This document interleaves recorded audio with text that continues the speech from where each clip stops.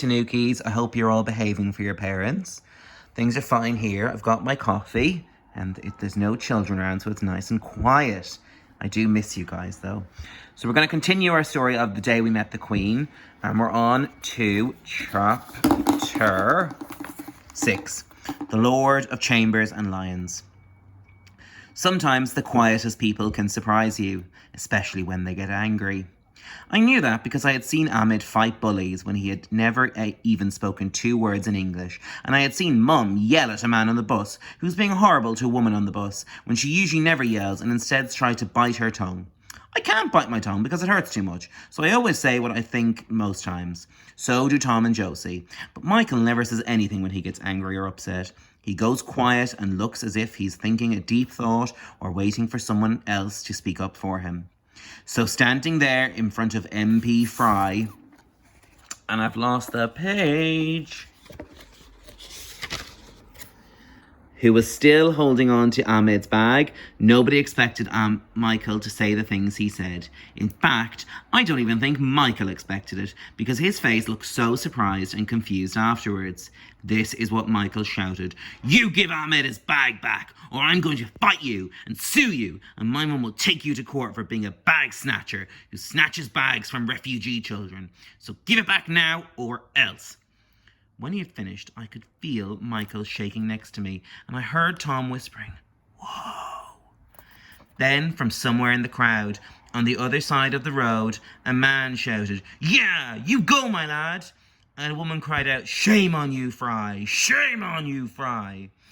And within a few seconds, lots of people were shouting out the exact same thing as the woman. I looked across the road to where they were all standing and saw the nicer signs that I had seen on the news that morning. I realised that we had been trying to push through the horrible crowd to get to the Queen's Palace when we should have gone through the opposite side. That was when I saw Uncle Lenny and Officer Jensen and Officer Wu pushing their way through the crowd towards us, looking red and sweaty and hot. Officer Wu was shouting something into the large walkie-talkie on his shoulder that sounded like, back up, centre point 312. "Are you all okay?" panted Uncle Lenny, quickly checking our faces with his eyes. I didn't answer because MP Fry had grabbed Ahmed's bag and was raising it up in the air. It was clear he wanted to say something. Uncle Lenny stood behind us with his hands on mine and Ahmed's shoulders. It felt as if he was our bodyguard and as if nothing in the world could ever hurt us. The crowds slowly became quiet as the police officer, and the cameras and reporters pushed closer, making MP Fry's smile wider. I didn't like seeing Ahmed's red rucksack in MP Fry's hands because I knew how important it was to Ahmed and how badly he had wanted to show, I did it smoothly this time, it to the Queen. But I made myself stay still and wait because I was too short to reach it. As MP Fry began to speak, half of the crowd began to boo and hiss, whilst the other half cried out, "Darn right!" There was a pounding in my ears, like a drum beating, so I couldn't hear any of his words except Queen and country and duty.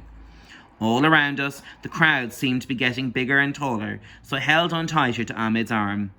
I could tell he was getting angry because he was beginning to stand more stiffly and his hands were curling up into fists, just like they had done when he had roared at Brendan the bully in the playground once. But I knew we were safe because now a lot of other police officers had joined Officer Benson and Officer Wu, and all of them were busy trying to make the crowds stay back and not squash us. I looked up at Mr. Irons and saw he was still smiling at us, as if seeing Ahmed upset made him happy. MP Fry was smiling too, so much that it was as if his teeth had taken over most of his face. He was waving at the people behind us and looking at the news cameras. Then, suddenly, he raised his hands a second time. The booing and hissing and cheering instantly became quiet as he took a step back and cried out, "But don't just take my word for it. Mr. Irons has first-hand experience of how dangerous allowing refugees into our countries and schools can be." I'm going to pause there and go to the second part of the video.